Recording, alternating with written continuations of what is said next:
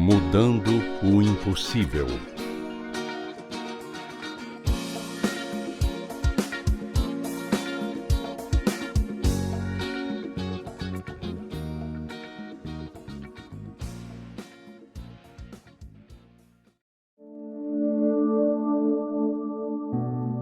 Uma das primeiras coisas que me questionam sempre, que sempre gera aquela dúvida, é o porquê que eu estou numa cadeira de rodas. E a cadeira de rodas, ela foi uma coisa que aconteceu na minha vida. Eu sempre levei uma vida normal, como qualquer outra pessoa. Eu jogava basquete, eu andava de moto, eu tomava os banhos de rio aqui no Paranhana. Fazia sempre as minhas atividades de uma forma muito natural. E sempre gostei do esporte e, devido ao gostar do esporte, acabei optando por fazer educação física. Então eu estava estudando educação física na época em Canoas, na UBRA. E dia 1º de março, então, de 2002, estava chovendo muito, era de manhã, né, a aula, naquele dia. E até então tem outra questão que não tinha transporte para UBRA, que é em Canoas. E foi assim conseguido de última hora, tanto que dentro da Sprinter só tinham 4 alunos, né? O Gabi, eu, a Jordana e a Ana, e foi o que deu, porque a gente tinha que ir para Canoas. Vai fazer agora 19 anos, né? Quase 20 anos aí se passa. E faltava assim, eu lembro que o Gabi ia se formar junto comigo. Faltava pouco assim para nós se formar, em torno de 1 ano, 2, assim. Então a gente já estava nessa pilha aí de final de curso, né? E daí tava a Ana e a Jordana no banco da frente, o Gabi no banco de trás, que era duplo, e eu do lado dele, mas no banco individual. E a gente tava conversando na hora do acidente. E chovendo muito forte e tava em alta velocidade, né? Assim... Foi na RS ali 239, né? Passando a entrada ali de Nova Hartz, chovendo bastante. O pessoal costumava dormir, né? Voltando de Topic, dormindo, assim. Mas eu não dormia, eu acompanhei, assim, realmente tudo. Enfim, aí na hora eu não tenho muita lembrança, eu lembro que eu senti uma pressão muito forte, tipo o carro girando. Eu lembro de ter gritado, assim. E então a van atravessou o canteiro, tava vindo ainda um ônibus da Citral no sentido contrário e capotou no outro lado da pista. Quando parou de capotar, o Gabi ele estava sentado bem atrás de mim, assim, bem próximo, no primeiro banco atrás. E no momento que parou, assim, eu já logo me olhei, assim, a minha calça estava toda ensanguentada, eu não me machuquei nada. Mas eu fiquei muito afetada, assim, emocionalmente, muito pelo Gabi, pela questão, né, de tudo que ele sofreu. Lembro só que a gente tava conversando, esses flashes, assim, e aí depois o Gabi me falou que na primeira vez que capotou eu caí em cima dele, aí capotou pro outro lado, daí que eu voei pra fora. Eu lembro que a última coisa que eu vi, assim, antes de me dar por conta do que estava acontecendo, foi os pés da Dani passando pela janela da Topic. E aí aquilo parou e tal, e eu sentado no mesmo lugar, aí eu começo a olhar, todo mundo levantando, assim, todo mundo muito assustado, aí levanta a Jordana na minha frente, assim, com as calças todas ensanguentadas. E daí quando eu olhei pra cima, eu vi que ele estava deitado, assim, e era o sangue vinha dele, caiu em mim. E aí eu olhei para ela assim assustado, ela também olhando para mim assustada, e aí eu disse para ela: "Nossa, Jô, tu deve estar toda quebrada, olha as tuas calças".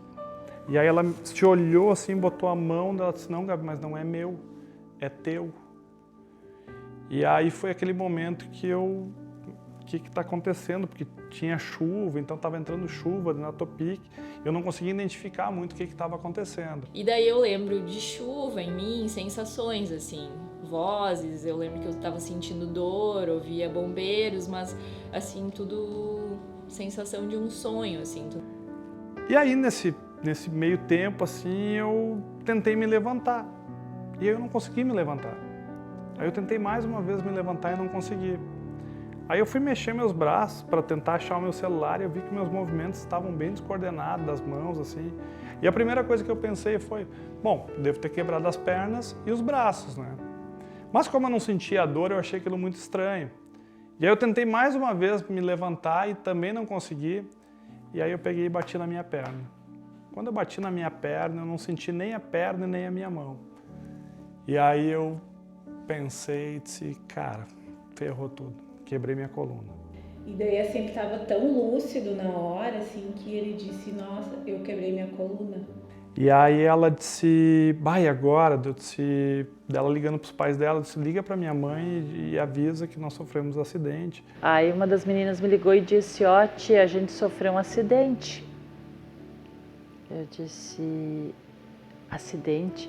A Topic capotou, não sei o que, aqui na 239, eu disse, tá aí, como é que estão? A gente tá bem. E o Gabi? Tu quer falar com ele, tia? Aí eu disse, eu quero. E aí quando ela foi me dar o telefone, eu não consegui segurar o telefone caiu, ela tentou mais uma vez, eu disse, não quero falar com ela, não quero falar com ela. Aí ela disse, daí quando ela disse assim, tia, ele não quer falar contigo agora. Aí nós estávamos almoçando, daí eu disse, gato, a coisa foi feia. Podemos ir atrás. E aí a gente foi.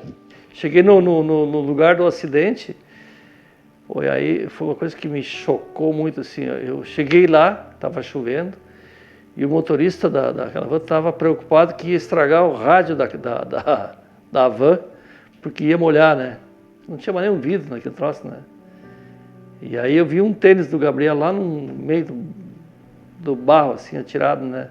Aí tinha as marcas no asfalto e tinha aqueles matos, estava tudo quebrado, daí a gente parou o carro, aí o gato desceu, aí eu parei a gente desceu do carro, o gato desceu e foi lá embaixo, que é bem alto aquilo ali, daí estava tudo amassado. Aí uma das cenas que eu nunca vou esquecer é que com aquela chuva toda, o motorista estava recolhendo CDs para não molhar. Ele não estava no hospital com a gurizada. Começa a chegar os bombeiros, aquela coisa toda, e aí eu pensei, o primeiro pensamento, poxa, tô salvo, né? E aí eu lembro que chegou 2 bombeiros, muito afoito com aquela situação, daí os caras disseram assim, pega nos braços, eu pego nas pernas, nós vamos tirar ele pelo vidro. Eu disse, não. Cara, não bota a mão em mim, eu quebrei minha coluna e tal. Aí nós falamos com o chefe dos bombeiros que tinham tirado ele, porque quando foram tirar ele teimou, né? Que eles queriam puxar ele pela janela.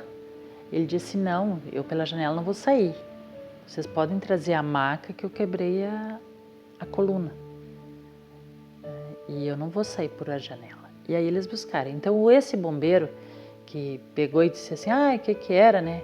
Por que estava demorando para socorrer? Daí eles falaram, daí veio, era o chefe de bombeiros, ele desceu, daí ele estava no hospital, daí a gente perguntou, daí, como é que foi, né? Muito curioso, como é que foi? Ele disse, olha, a gurizada tá bem, só tem o rapaz, esse eu vi o cérebro para fora.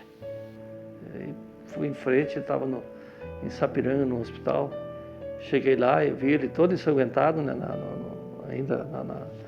No rosto e tal, daí... Aí chamaram meus pais, né? Eu lembro que meus pais pararam do lado da maca e o médico do outro, e meus pais perguntando o que tinha acontecido, né, comigo, meu pai enchendo o cara de pergunta. Essa sensação eu não quero para pai nenhum, sabe?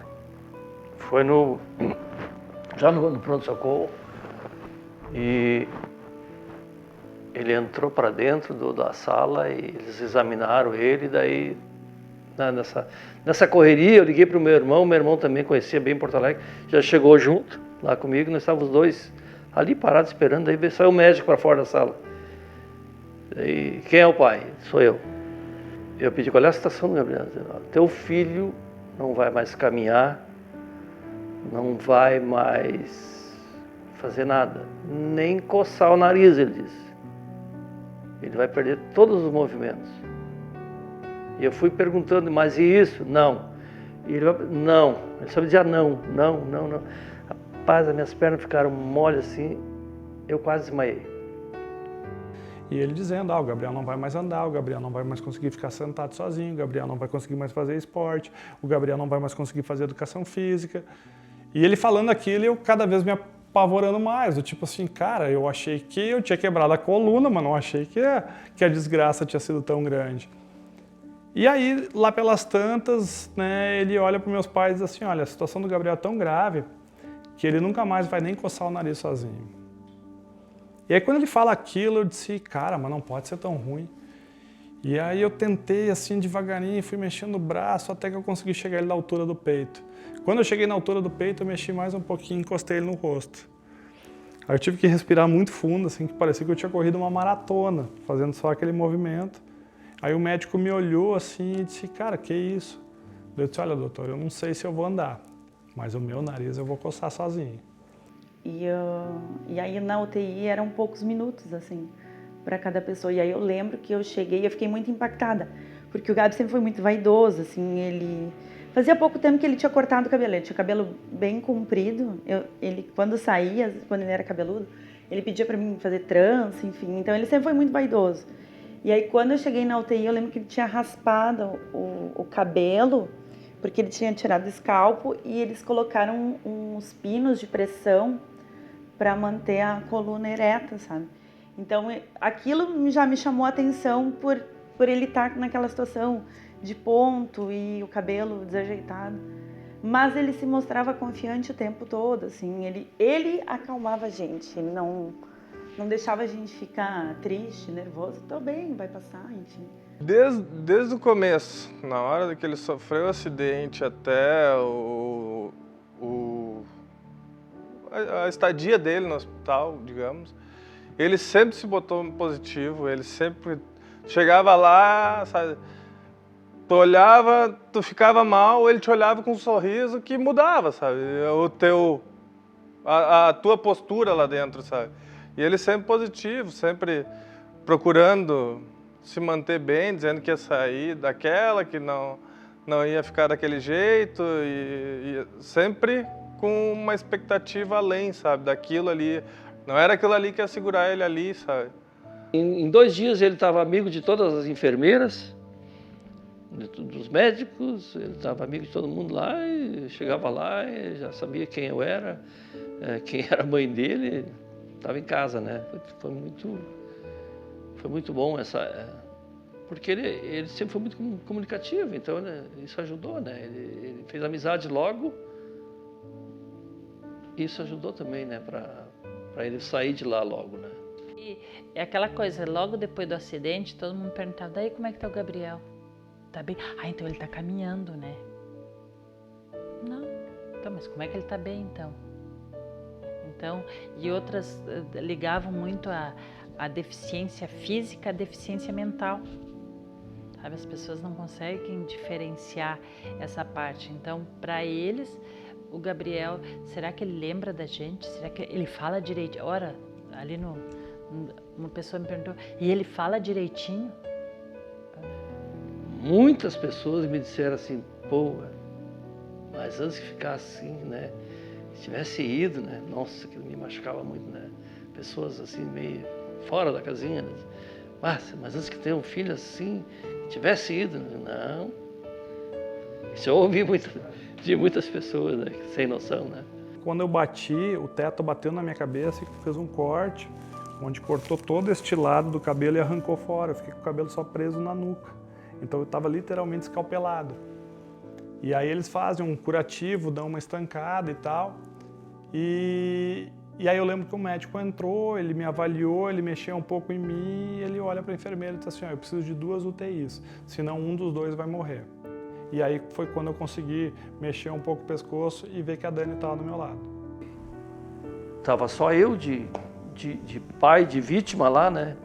E os médicos saíram para fora com um papel, uma planilha, só. Você assina para mim operar essa menina? Rapaz, eu nem conheço essa guria. Você que é colega de aula. Mas eu não opero se não assinar. Onde é que assina aí? Assinei. E eles levaram ela para dentro no bloco cirúrgico, fizeram a cirurgia dela, né? E depois de umas 2 horas, chegou o pai da menina.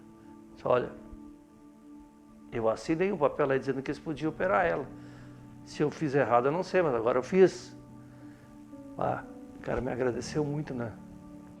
E ali, então, né, começa todo aquele processo de reabilitação, onde eu não tinha noção nenhuma de como era a vida de uma pessoa numa cadeira de rodas. Eu nunca tinha ouvido falar em tetraplegia, eu sabia que havia os paraplégicos, mas um tetraplégico eu nunca tinha ouvido falar. E aí dentro do próprio hospital, né, conheci um fisioterapeuta e tal, e aí ele começou a me falar do Sara Kubitschek em Brasília, que era um hospital de reabilitação, que eu deveria ir para lá, que era um hospital que ia me ajudar muito e tal e tal. E aí eu lembro que teve uma situação bem interessante no hospital, porque logo que eu entrei, eles me falaram que a minha internação ela duraria em torno de 6 meses. E com 29 dias eu estava ganhando alta.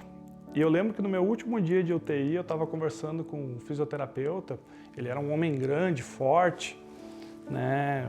Já tinha anos de experiência como fisioterapeuta, e aí eu falando para ele que eu queria comprar uma caminhonete amarela, que eu queria dirigir uma caminhonete amarela, uma Ranger amarela.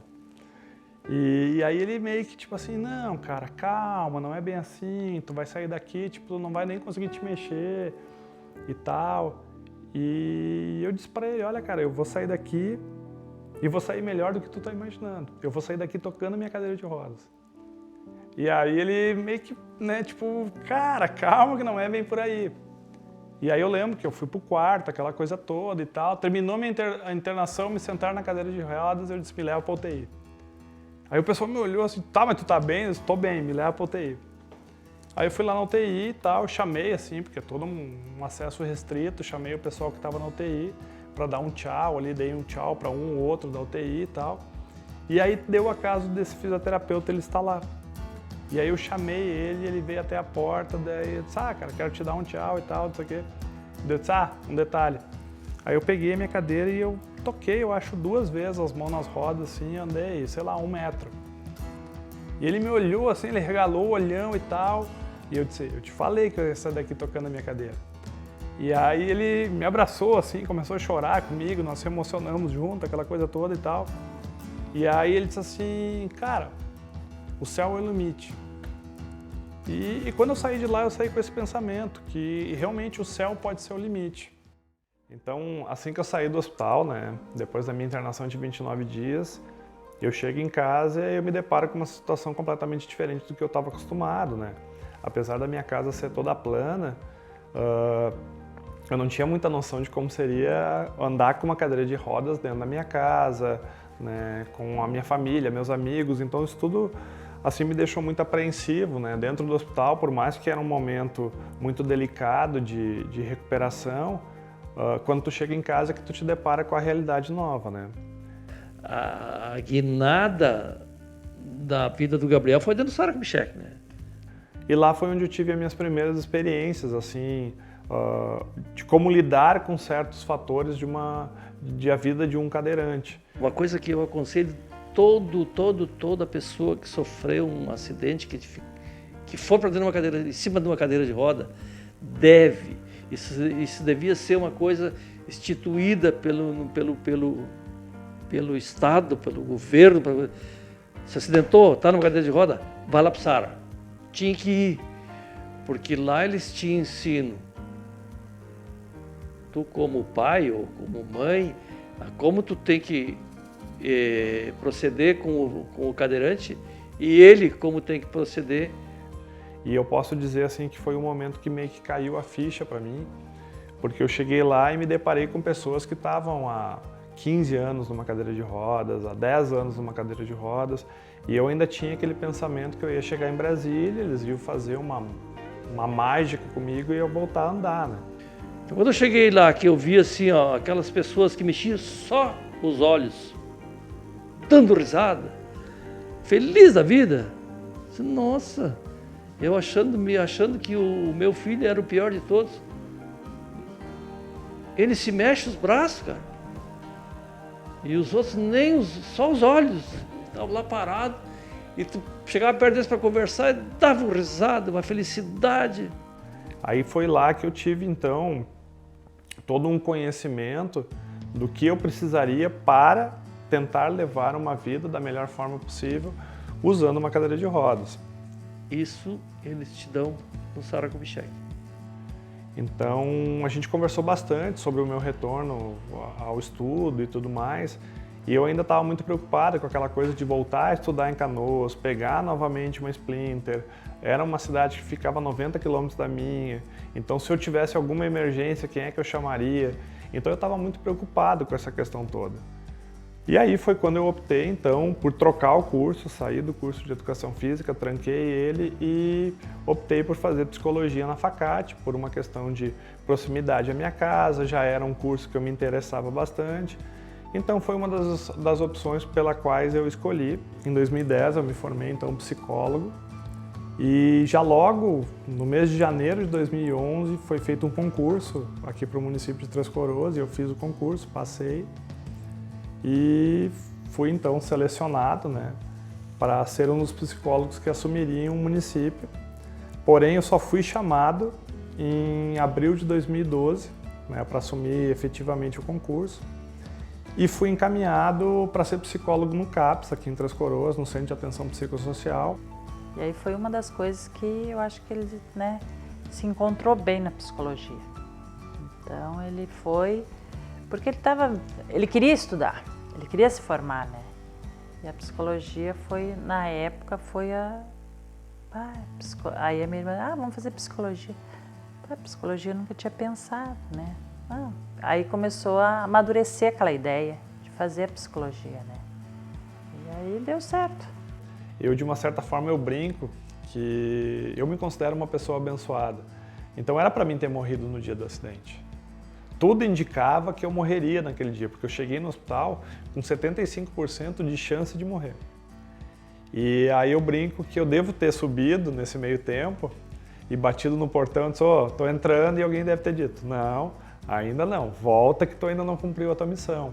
E eu vejo a psicologia exatamente como isso. Não que a deficiência, etc e tal, ela faça uma diferença, mas tu poder ajudar uma outra pessoa numa situação onde eu uso do meu conhecimento, não tem preço, né? Eu acho que a maior recompensa que eu já recebi dentro da psicologia foi um dia quando eu estava atendendo uma pessoa e no final da sessão ela levantou e disse assim, posso te dar um abraço? E eu disse, pode. E ela veio e me abraçou, né? E aí ela, muito emocionada, olhou para mim e disse assim, você salvou a minha vida. Então, assim, isso até hoje me emociona porque eu nunca imaginei o poder que a gente tem sobre uma outra pessoa no sentido quando a gente quer ajudá-la ou mostrar que todo esse conhecimento que eu adquiri através da psicologia, eu pude usar isso para o bem. Então, assim, a minha missão hoje como psicólogo eu vejo dessa forma, de unir todo esse conhecimento que eu já tive na vida exatamente para tentar fazer o bem da melhor forma possível e ajudar uma outra pessoa. Então, por isso que eu disse, isso que eu ouvi dessa pessoa aquele dia não tem preço, não tem dinheiro que pague, não tem nada no mundo que supere essa questão. E aí, então, conversando sobre as possibilidades de trabalho que poderiam ter para mim, né, eu lembro que eu ainda brinquei com os guris aqui na sala, vem cá, o que vocês me sugerem a trabalhar? Vocês têm alguma vaga aí de emprego para mim? E aí, não surgiu muitas opções, e aí eu lembro que eu estava na sala e passou um carro de som anunciando que teria uma festa na cidade. E como eu, muito novo, 21 anos ainda, aquela coisa toda, 22, eu pensei para mim e disse, cara, tá aí uma coisa que eu gostaria de ter, uma casa noturna, um bar. E aí eu fui pro computador, comecei a montar um projeto, comecei a avaliar as opções, o que seria necessário e tal. E montei um pequeno projeto, fui apresentar para meus pais. No primeiro momento, meus pais não viram muito futuro naquilo, não gostaram muito da ideia. Mas aí quando eu convidei meus irmãos, eles na hora toparam. Então eu pensei, pronto, se eu não conseguir um sócio, pelo menos a mão de obra eu já tenho. A ideia do bar, quando ele disse que queria, eu fui 100% a favor, né? Daí tinha que convencer outras pessoas, meu pai, minha mãe. Meu pai no começo não achou a melhor ideia do mundo, né? Mas ele depois gostou da ideia? O bar, o Dambalá, enfim, surgiu dessa juventude dele.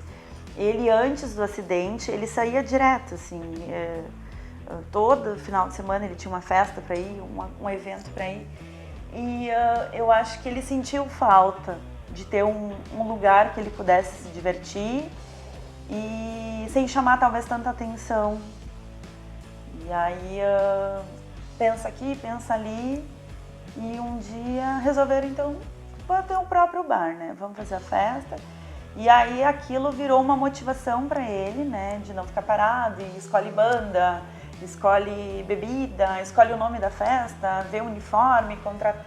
Então era uma forma dele trabalhar, ele estava muito engajado, era ele que fazia tudo, né? Tudo ele. A gente só movimentava as coisas que ele não podia movimentar. Ele era tudo da cabeça dele, né?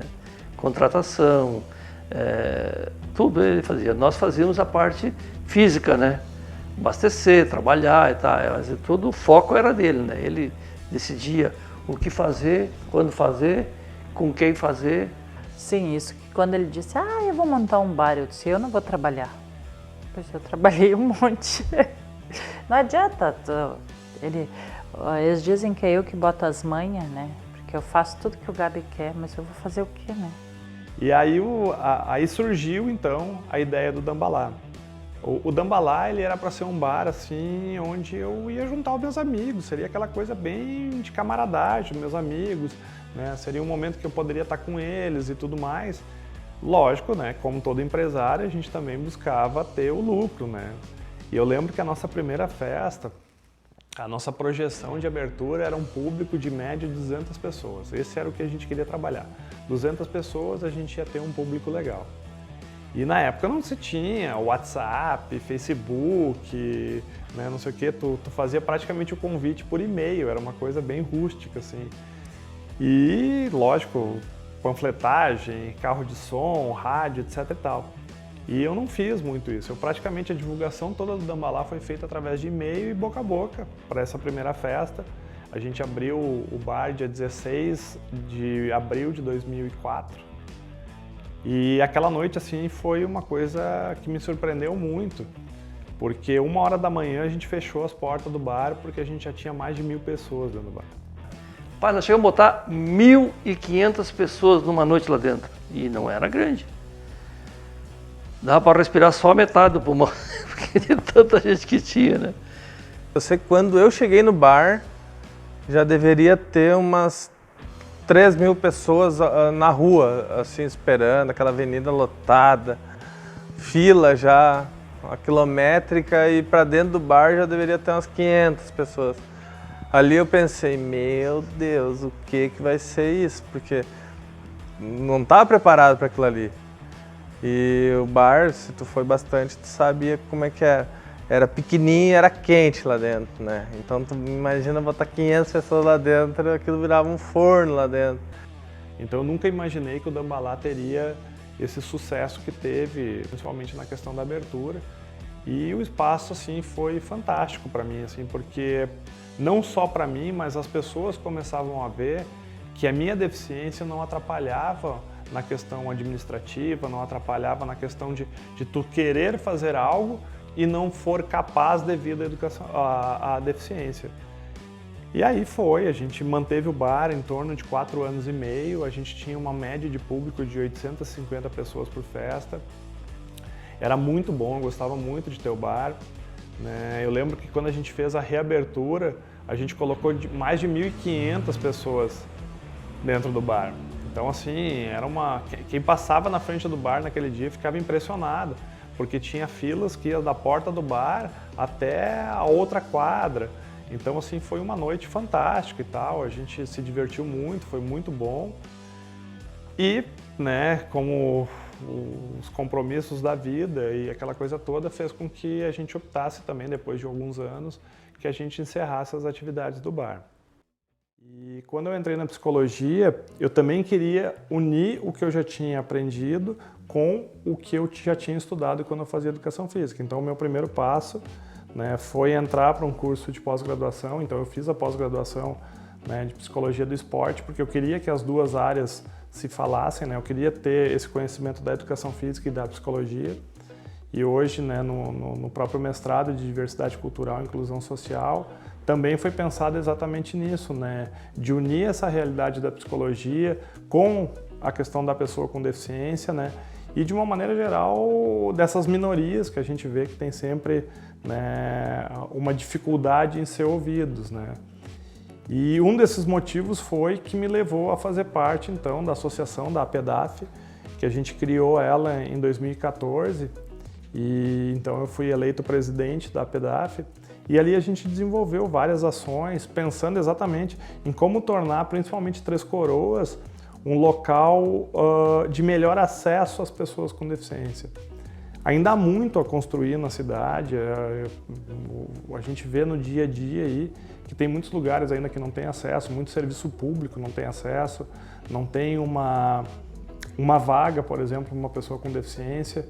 E isso, quando a gente pensou na APEDAF, a gente também pensou em ser um instrumento para ajudar o poder público ou cobrar do poder público, né, que fosse feito essas melhorias na cidade. E aí, por uma série de fatores, foram aparecendo algumas situações que eu tenho muito orgulho assim, de ter ajudado a criar, e uma delas foi o Camping Acessível, né, onde um dia me convidaram a participar de uma palestra na ABETA, que era um evento para atividade esportiva de aventura, e aí eu fui convidado a palestrar então.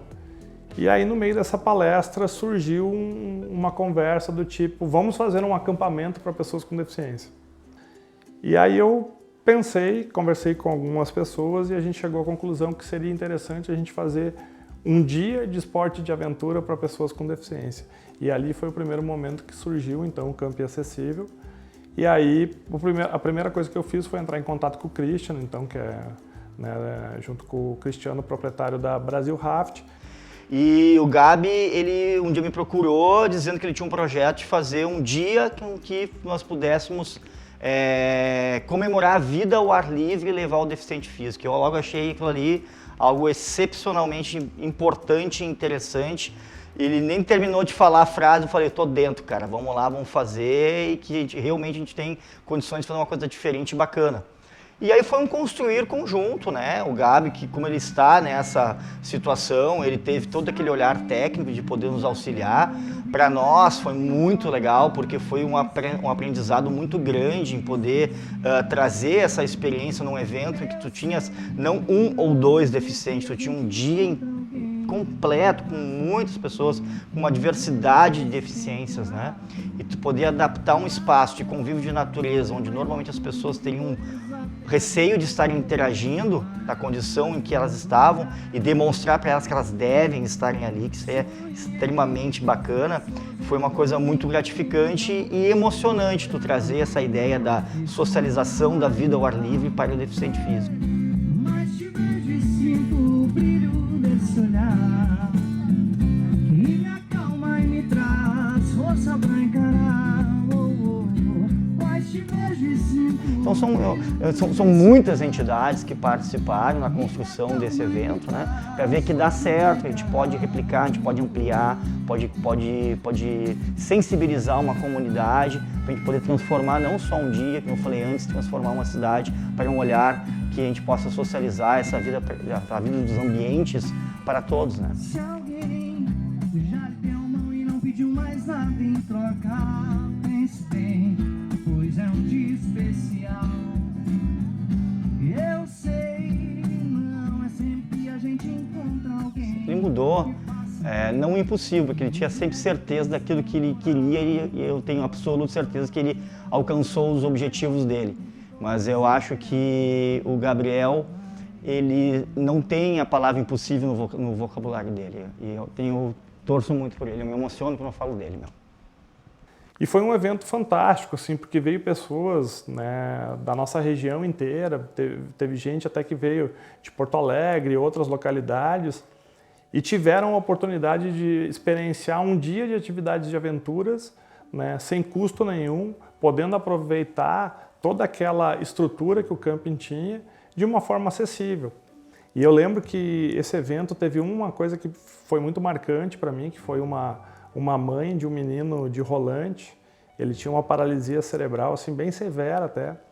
E ela veio conversar comigo no final e ela chegou muito emocionada, me abraçando e tal, dizendo que o filho dela tinha tirado de arco e flecha pela primeira vez.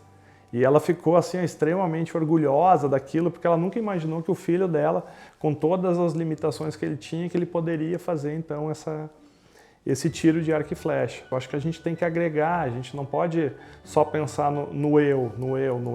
O que a gente pode levar para outras pessoas, para que outros tenham a oportunidade de vivenciar um dia.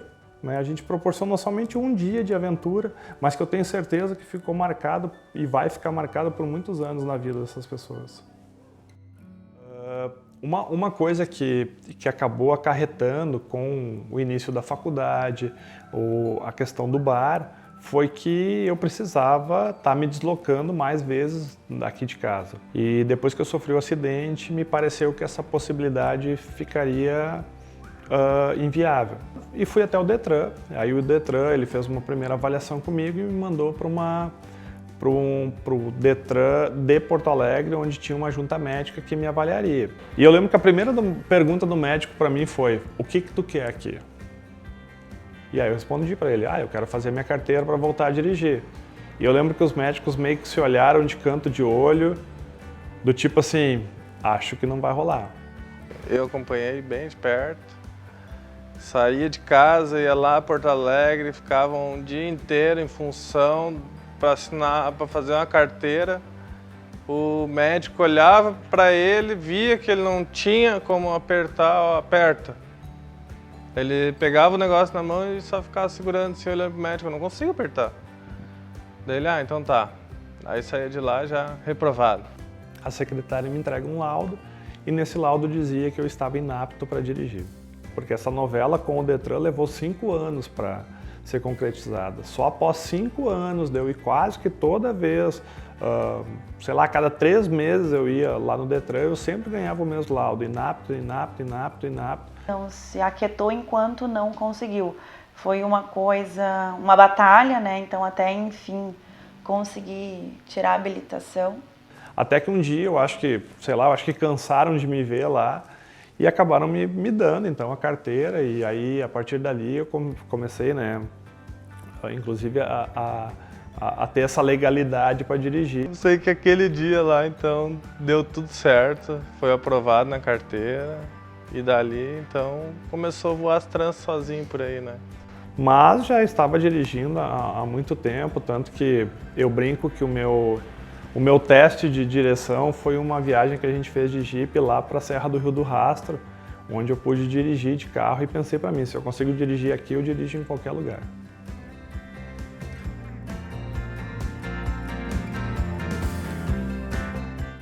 A história da natação foi uma história bem assim, um negócio que... Vamos nadar, Gabriel, vamos nadar. Aí eu levei ele ali na Physiocenter ali, e as meninas se cuidando dele do máximo, botaram uma boia aqui, uma boia lá no pé, uma na perna, um colete. Encheu ele de boia, né? Botou boia nas pernas, boia nos braços. Tá, daí ficou lá empurrando ele para um lado, para o outro. Aí ele chegou em casa, eu não gostei de brincar de saquinho de chá. Então, ele disse, água morna, e eu para um lado e para o outro parecia um saquinho de chá. Eu não quero. Ele ficou que nem uma rolha em cima da água, né? Ele odiou aquilo, cara. Ele me fuzilava com os olhos, né? Porque eu estava incentivando para ele nadar, né? Ele ficou furioso comigo. E lembro na oportunidade que ele começou com a Aninha na fisioterapia. E o Gabi estava todo equipado, cheio de colete, coisa arada, e a Aninha fazendo um trabalho de fisioterapia com ele. Depois disso a gente foi evoluindo. E aí eu comecei a atender ele na piscininha de casa mesmo. Eu fazendo a estabilização dele para trabalhos de hidro segmentados. E ele, então, naquela oportunidade foi para o Sara Kubitschek. E lá no Sara, ele entrou no Lago Paranoá. Aí foi lá que ele começou a nadar, né? Aí ele jogou ping-pong, tudo que tivesse esporte, basquete, bocha. Né? Então ele viu que ele podia continuar a vida de atleta dele, né? que era o que ele queria. Até que um dia o professor me convidou para fazer uma aula de natação e eu fiquei até um pouco resistente àquela aula porque eu tinha tido uma experiência anterior aqui em Três Coroas, numa aula de hidroterapia, onde eu fui cheio de boia para a piscina e tal, e eu não gostei, não me senti à vontade, disse que não nadaria mais. E aí quando ele fez essa mesma proposta para mim nadar lá, a primeira coisa que eu imaginei é que ele ia me encher de boia, me jogar na piscina e tal, né? Tem deficientes, por exemplo, que não podem nadar porque as pernas não boiam, elas caem, daí aquilo fica pesado. O Gabriel, ele boiava. Aí lá no Saara, eles não botaram boia, eles botaram ele dentro da piscina e ele disse assim, mas eu não sei nadar, eu vou afundar. Daí o professor disse assim, tenta. Aí ele viu que, que ele boiava, que ele não afundava, né? E realmente, quando ele me colocou na água, eu comecei a flutuar muito bem, né? Eu brinco que parecia uma rolha dentro da água, né? E aí foi quando eu comecei a dar minhas primeiras braçadas e eu vi que a coisa rendia, que eu comecei a, né, ter uma habilidade boa na natação. Aí ele começou, e aí a partir dali começou a teimosia dele, né? Teimosia não, a garra pela natação, né? E um dia eu tô na beira do lago, e aí eu vejo umas pessoas nadando no lago e tal, e eu disse, cara, quero nadar nesse lago aí. E aí levei a proposta, então, para os professores da época de Educação Física do Saara, e a primeira resposta foi não, tetraplégico não nada no Lago Paranoá. E aí eu questionei, então, por que essa política de não nadar e tal, e eles falaram que, tipo assim, não pode, não tem como e tal, não sei o quê. Aí ele quis, aí disseram que tetraplégico nunca tinha nadado no lago. Ah, essa é uma palavra que o Gabriel adora, se tu disser, isso tu não consegue, pronto. Aí ele vai te mostrar que ele consegue. Comecei a bater na tecla com eles que eu queria nadar no lago e queria ser o primeiro tetraplégico a nadar no Lago Paranoá. E aí eu acho para eles meio que, não digo me estimular a fazer aquilo, meio que para tirar essa ideia da cabeça, então foi me proposto que eu teria que ir para a piscina e nadar 800 metros sem parar.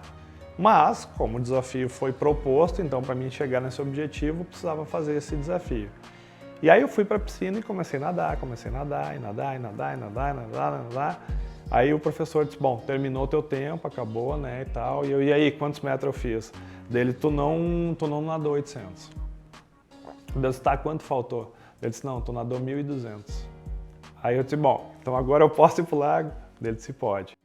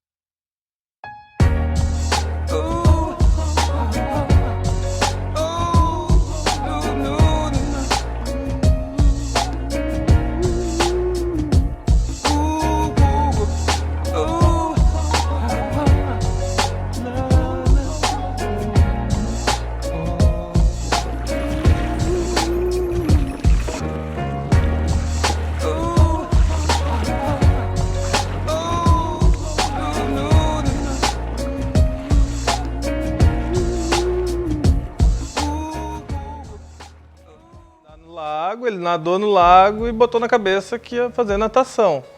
Voltou, se inscreveu ali na Physiocenter com a Carlinha. E quando ele voltou de lá, ele voltou todo animado. Vamos começar a nadar. Eu disse, vamos começar a nadar. Então aqui, nessa piscina da Physiocenter, foi o primeiro lugar que o Gabi começou a nadar, de fato. Bem, passou o tempo, aí teve umas provas em Porto Alegre e ele olhou na televisão. Aquelas provas da Caixa Econômica Federal, né? E ele olhou. E daí ele resolveu ir lá no negócio lá. E aí a primeira coisa que eu fiz foi convidar o meu irmão e eu disse, cara, vamos a Porto Alegre, eu quero lá olhar uma competição, ver como é que funciona e tal, quero tirar uma foto com o Clodoaldo, aquela coisa bem tietagem mesmo. Ele, então, me convidou para nós ir a Porto Alegre, olhar uma competição de natação com a equipe paralímpica lá, que ia estar todo mundo, era um dos circuitos da Caixa. Daí chegamos lá, como a maioria é cadeirante nessas competições. Era eu e ele de cadeirante ali também, não segurava o cara em nenhum lugar, sabe? Aonde nós queria passar, a gente tinha acesso. Daqui a pouco nós estávamos lá sentados na mesa com o Clodoaldo Silva, alguns outros lá, almoçando e ele fazendo pergunta, né? Como é que funciona? O que tem que fazer? Como é que vai? Aonde vai? Com quem eu falo? Estava eu e o meu irmão sentado na mesa com o Clodoaldo, almoçando com ele e tal, e eu ali enchendo os caras de perguntas, os caras querendo comer, e eu enchendo as de perguntas. E lá pelas tantas, o Clodoaldo olha para mim e diz assim, cara, por que tu não vem nadar com a gente? E eu disse, olha, vontade eu tenho, mas eu treino na minha piscininha atrás de casa, treino com a professora lá na academia da cidade, é uma piscina menor, a piscina que vocês nadam é 50 metros, né? E aí ele disse, cara, tu é grande, quem sabe tu vem nadar com a gente. E assim ele foi correndo atrás até na outra competição ele já tinha tudo certo para ele fazer e entrar para competir. Fui ver como é que se fazia a inscrição para o campeonato e em novembro de 2006 eu fui participar da minha primeira competição. Eu lembro que eu cheguei lá e eu não tinha noção nenhuma de como funcionava as competições, a não ser o que eu já tinha observado pela TV, o que eu tinha perguntado para alguns atletas. E aí eu passei pela minha classificação funcional, onde me colocaram então na classe S2 da natação, né, para pessoas que têm um grau de deficiência um pouco mais grave. E vamos lá, vamos para a prova. Eu lembro assim até hoje, um grande amigo hoje falecido, Adriano Galvão, que foi por muitos anos meu concorrente. A gente estava indo para a piscina e eu do lado dele perguntando um monte de coisa. Cara, quando eu chegar na piscina eu faço assim e assado. E ele ali tentando se concentrar para a competição e eu enchendo ele de perguntas. E aí, me largaram na água, deram a largada e eu comecei a nadar. E para minha felicidade, quando eu terminei a minha primeira prova, eu terminei em 3º lugar. Então, ou seja, era a minha primeira competição e eu já estava entre os 3 melhores do Brasil.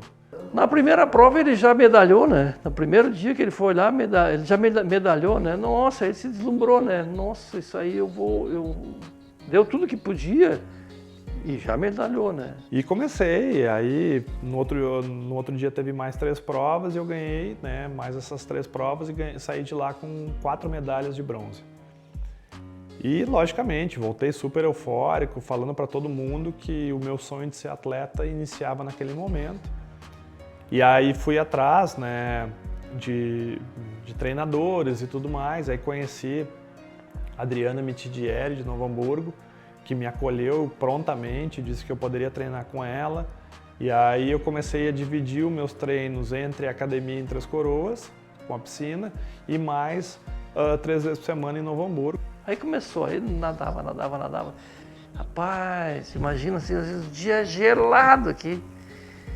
E ele ia no carro já pronto, fardadinho, de calção de banho, dentro do carro.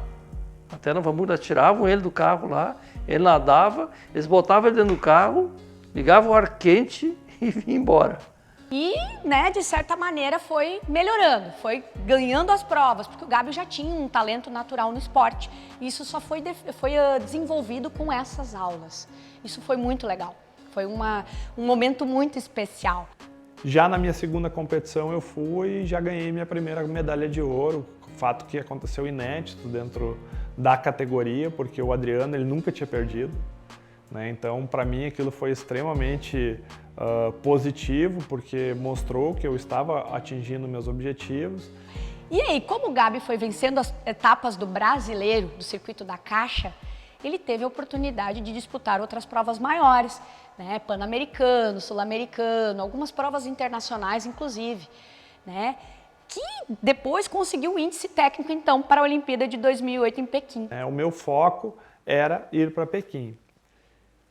Aí deu mais algumas competições e no final do ano, então, eu fui convocado, aí sim, para a minha primeira competição, junto com a seleção, que foi o primeiro meeting internacional que aconteceu também no Rio de Janeiro. E lá eu tive a experiência de competir com uns atletas medalhistas em mundiais, medalhistas em Paralimpíada e tal. E o meu resultado foi muito bom. Eu competi em uma prova e ganhei minha primeira medalha de prata. E aí eu saí de lá, então, ainda mais motivado a treinar. Então eu comecei a organizar toda a minha rotina em cima da natação. Eu nadava todo dia, fazia musculação 3 vezes por semana, tinha fisioterapia. Então era tudo baseado em cima da natação, né, para atingir o meu grande objetivo, que seria participar das Paralimpíadas de Pequim. Mais ou menos em maio de 2008, eu fui convocado novamente pela seleção para que a gente fosse participar de 2 competições na Europa, onde eu faria minha classificação internacional. A primeira competição foi em Berlim, a segunda foi na República Tcheca. Quando eu cheguei na competição de Berlim, eu competi no que a gente chama classe aberta. Eu competi com todos os atletas que não tinham classificação.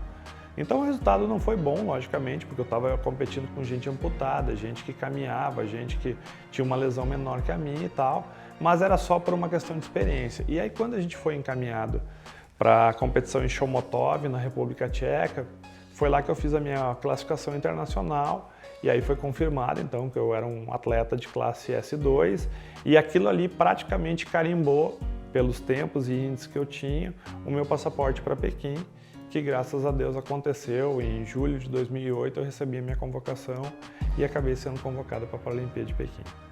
Aí nós fomos até a China, ficamos um mês em treinamento lá até ser direcionado a Pequim, né? Aí quando a gente chegou em Pequim, vai para a Vila Olímpica, aquela coisa toda, muito fantástico. E aí eu lembro que aconteceu uma situação assim, logo na chegada, assim, a gente foi fazer a nossa apresentação para a Vila, né? Eles chamavam toda a delegação fazia uma foto oficial, aquela coisa toda. E aí eu parei do lado do Clodoaldo, assim, o Clodoaldo ficou do meu lado. E aí a gente estava ali conversando, trocando uma ideia, daí ele deu a máquina dele para uma pessoa e disse assim, tira uma foto minha com o Feitem. E aí ele parou do meu lado e aí a gente tirou uma foto e eu já dei a minha máquina também, tira uma minha também. E aí eu olhei para ele assim, eu lembro que eu falei desse Clodoaldo, há um ano atrás eu estava te procurando para tirar foto, para te fazer uma tietagem e agora eu estou aqui contigo me pedindo para tirar foto comigo. A gente riu junto, aquela coisa toda e tal. E aí logo na sequência, assim, dia 7 de setembro foi a minha primeira prova em Pequim, eu nadei os 200 metros livre. E foi muito bom, assim, porque eu terminei a classificação em quarto, né, para a final, que seria à noite. Ainda estava descobrindo até que ponto o meu corpo consegue, né, atingir certo linear, onde é que era o meu limite e tudo mais. E fiquei muito contente, assim, porque já na minha primeira prova eu quebro o recorde sul-americano. E infelizmente, né, acabei que não consegui a medalha na Paralimpíada, mas nas 4 provas que eu competi em Pequim, eu consegui fazer 4 finais, tive o melhor colocação, um 5º lugar, quebrei 4 recordes brasileiros, 4 recordes sul-americanos. Então, para mim, foi uma coisa muito importante, né, esse resultado, essa participação de Pequim. Foi uma coisa assim que, como eu disse, eu sempre sonhei em ser um atleta olímpico, então hoje paralímpico. E isso foi uma coisa assim que eu não sei definir em palavras, como foi participar das Paralimpíadas de Pequim, assim. Terminando Pequim, né, a vida tem que voltar ao normal, né, como todo atleta, tu tem que continuar treinando, tem que continuar te esforçando. E foi o que eu fiz. Depois que eu saí de Pequim, eu coloquei como meta que eu queria participar, pelo menos, das maiores competições que tinham dentro do cenário paralímpico, né. E já aconteceu, já em abril de 2009, já fui convocado para a Copa do Mundo da Inglaterra, né, consegui ter alguns resultados bem positivos lá. Em dezembro de 2009 eu fui convocado para um Mundial, onde eu ganhei minha primeira medalha em Mundial, ganhei uma prata. Logo na sequência já fui convocado de novo para o Pan-Americano, para outros mundiais. Então consegui participar de várias competições internacionais, né, de uma grandeza muito importante, e conheci vários locais do mundo, conheci atletas, culturas. Isso para mim foi muito importante. O esporte ele me gerou uma coisa que eu não sei se eu conseguiria se não tivesse entrado no esporte. E lá nas Paralimpíadas de 2008, em Pequim, uma coisa que me chamou muita atenção e me deixou muito fascinado foi o pessoal andando de handbike. Porque ele disse, eu vou andar de bicicleta, como é que vai andar de bicicleta de 3 rodas, né? E eu olhei aquilo e eu juro pra vocês que eu fiquei encantado. Eu olhei e tipo, cara, que massa andar de bike. Já gostava de andar de bike antes do meu acidente, aquela coisa toda. Então aquilo ali era uma coisa que, sabe quando tu olha para aquilo e diz assim, nossa, esse negócio te dá uma liberdade? Numa conversa um dia com o meu treinador e tal, e eu falei para ele, Bate, eu tô com muita vontade de comprar uma handbike. Né, para começar a treinar, para me ajudar um treino fora da água e tal. Ele disse, cara, eu acho tranquilo que tu consegue e eu acho que tu consegue ela de patrocínio. Ah, foi uma briga. Até que saiu essa tal da bicicleta, né? Até que ele arrumou um patrocínio. E aí fui lá, montei um projeto, tudo bonitinho, levei pro Cicobi. Né, muito bem recebido no Cicobi, apresentei o projeto deles. Uma semana depois, a resposta, só pode encomendar que tá paga. Buscou essa bicicleta nos Estados Unidos, buscaram a bicicleta, ele começou a treinar.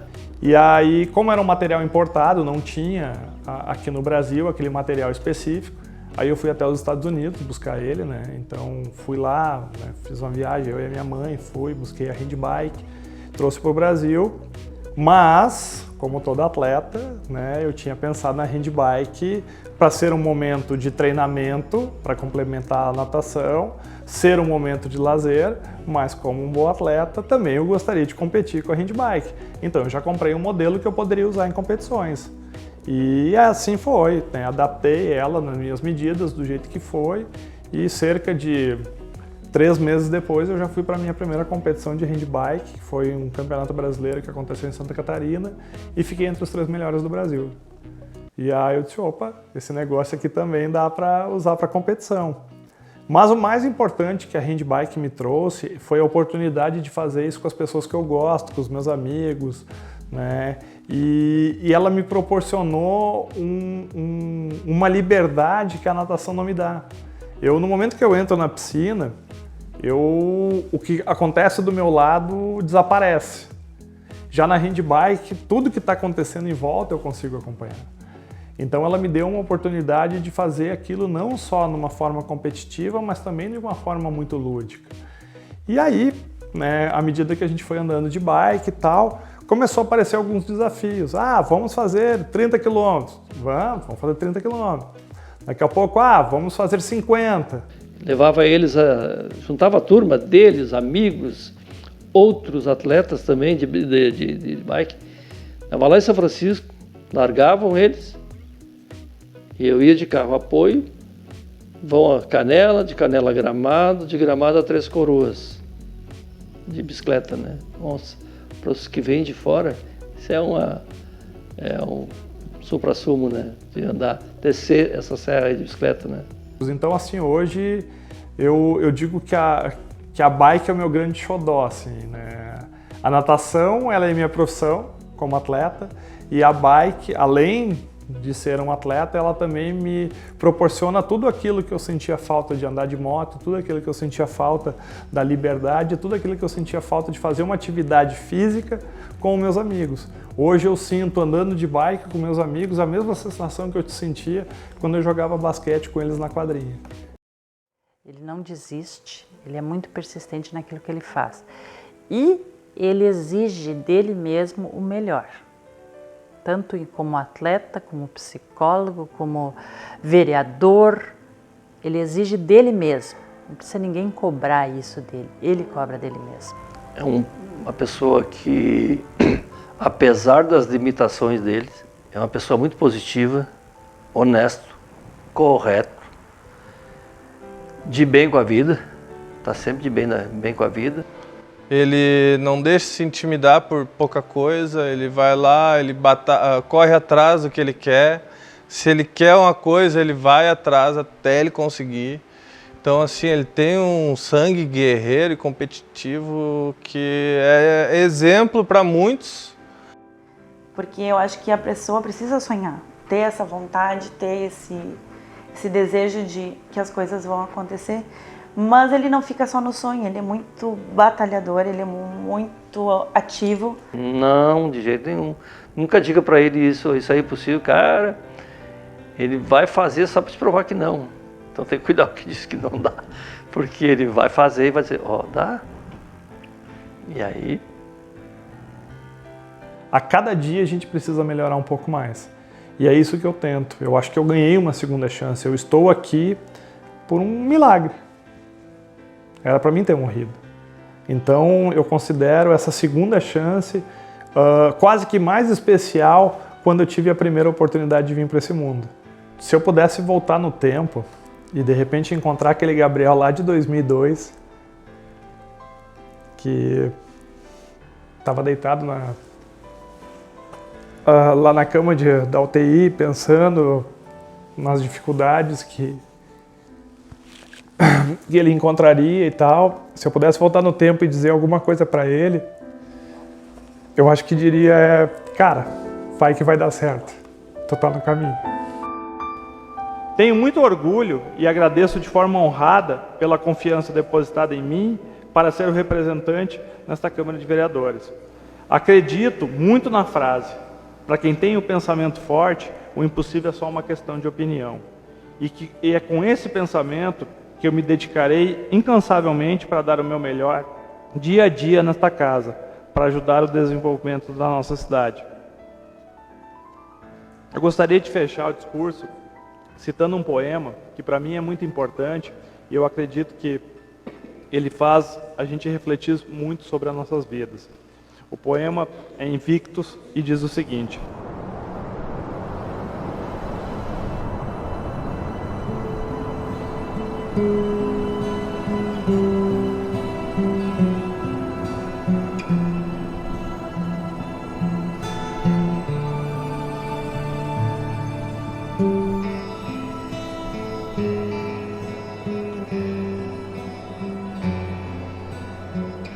dentro da noite que me rodeia, negra como um poço de lado a lado, eu agradeço aos deuses que existem por minha alma indomável. Nas garras cruéis das circunstâncias, eu não tremo ou me desespero. Sob os duros golpes da sorte, minha cabeça sangra, mas não se curva. Além deste lugar de raiva e choro, paira somente o horror da sombra, e ainda assim, a ameaça do tempo vai me encontrar e deve me achar destemido. Não importa se o portão é estreito, não importa o tamanho do castigo. Eu sou o senhor de meu destino, eu sou o capitão de minha alma.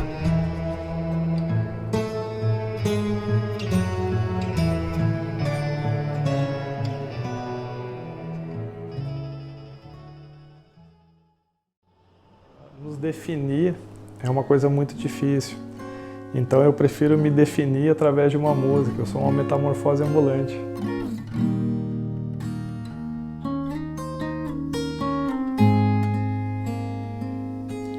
Eu prefiro ser essa metamorfose ambulante. Eu prefiro ser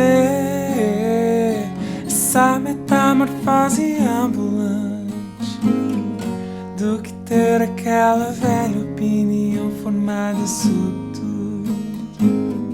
Do que ter aquela velha opinião formada sobre tudo.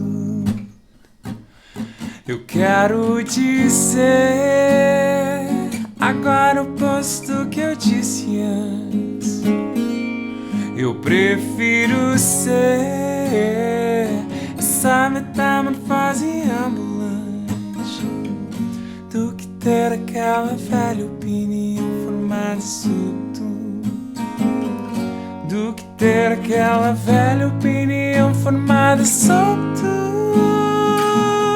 Sobre o que é o amor, sobre o que eu nem sei quem sou.